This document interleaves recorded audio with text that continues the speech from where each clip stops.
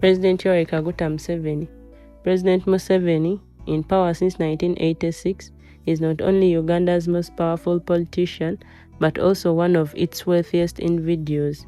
His wealth stems from a mixture of state resources, private investments, and family-controlled enterprises. He owns large ranches in Chisozi and Kiruhura, where he practices commercial cattle rearing. His family is deeply involved in business, with interests in oil, real estate, and telecom investments. His wife, Janet Museveni, serves as a Minister of Education and has her own financial ventures. Critics allege that Museveni's wealth is tied to patronage networks, military contracts, and opaque deals in Uganda's emerging oil sector. Despite constitutional term limits, he has maintained power through constitutional amendments and political maneuvering. Amama Mbabazi, a former Prime Minister and ex-Secretary General of the NRM. Mbabazi was once Museveni's right-hand man before a dramatic fallout. A trained lawyer, he built his way through legal consultancy, corporate board positions, and government contracts. He was a key figure in Uganda's oil negotiations, raising suspicions of vested interests.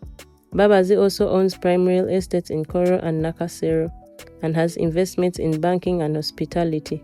His 2016 presidential bid against Museveni marked a major political shift, but he lost and retreated from active politics. Despite corruption allegations, he remains one of Uganda's wealthiest former officials. Sam Kutesa, former Foreign Affairs Minister. Sam Kutesa, a longtime Museveni ally and UN General Assembly President, is one of Uganda's most connected businessmen politicians. His wealth sources include 1. Oil and energy deals, facilitated controversial oil agreements, including Tolo Oil's exit and Total Engines investment. 2. Hotels and hospitality, owns Beach Resort Munyonyo and shares in Serena Hotels, benefiting from state-linked tourism deals. 3. Controversial diplomacy, accused of leveraging his UN role for private business gains, including ties to Chinese investors. Kutesa was embroiled in the 2019 US bribery scandal involving Chinese energy firm, where he allegedly received kickbacks. Despite this, he remains protected by the regime and retains vast wealth. Dr. Rahakana Rugunda, a former prime minister and seasoned diplomat. Rugunda's wealth comes from medical practice, government service, and private investments. Before politics, he was a respected doctor, which provided him with a solid financial foundation. He has prime properties in Kampala, Entebbe, and his hometown in Fort Portal, as well as shares in Uganda's banking and telecom sectors. Rugunda is seen as a moderate figure within the NRM, avoiding major scandals but benefiting from long-standing state connections. General Salim Saleh, Museveni's younger brother, is a retired general and one of Uganda's most influential behind-the-scenes power brokers. He made his fortune through military procurement deals, private security firms, and large-scale farming. He owns Insimbe Estates, a massive agricultural enterprise, and has interest in the Ruelo Industries, which supplies the military. Saleh was implicated in the 1997 gold scam, where millions were lost in a fake gold deal, but he faced no prosecution. He also played a key role in privatization deals in the 1990s, acquiring former state enterprises at discounted rates. His wealth is estimated in hundreds of millions of dollars, though much of it remains unaccounted for in official records. Gilbert Bukenya, a former vice president. Bukenya made his fortune through commercial farming and real estate investments. His Bukenya farms supply major supermarkets and export markets. However, his wealth has been marred by scandals, including the Commonwealth Heads of Government Meeting Funds mismanagement, where he was accused of inflating costs for personal gain. Though he was briefly jailed, the case was later dismissed. Bukenya remains politically active, leveraging his wealth to maintain influence in the NRM's Buganda region politics.